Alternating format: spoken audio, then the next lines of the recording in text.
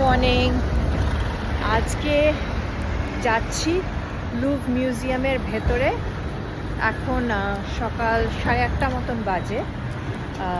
ঢুকছি মিউজিয়ামের ভেতরটাতে, মানে এন্ট্রেন্স দিয়ে। এই যে লুভের সামনেটাতে, এটা কোর্টইয়ার্ডটা। ঢুকলাম সকাল সকাল।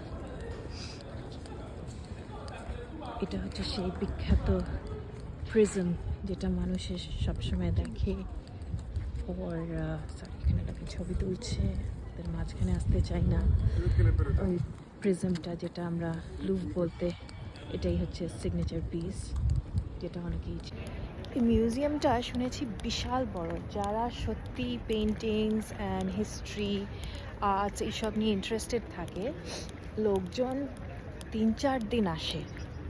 পুরো 3-4 দিন ধরে ঘুরে এক একটা পিস দেখা, পড়াশুনো করা ওইগুলো সম্বন্ধে। আমাদের যদিও আজকের দিনটাই আছে, তাও আজকে সকালটা পুরো। এইটা হচ্ছে সেই লুভ প্রিজমের নিচে আমি দাঁড়িয়ে আছি এখন। এটা বেসিক্যালি একটা রিসেপশন এরিয়া মিউজিয়ামটা।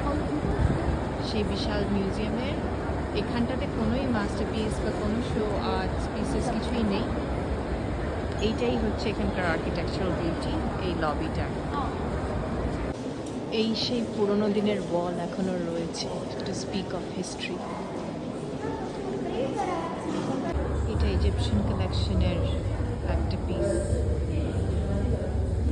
এই হচ্ছে Athena, goddess of wisdom.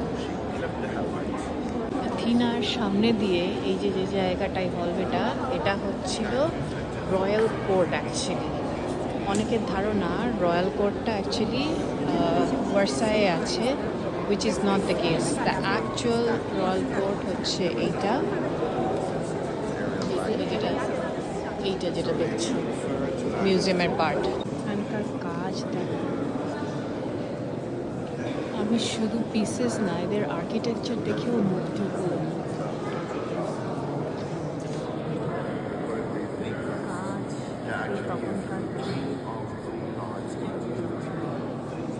Hermes brand এর নামে। আর এই দেখো স্যান্ডেলস ওখান থেকেই এসছে বললো, মানে ব্র্যান্ডটা আর কি।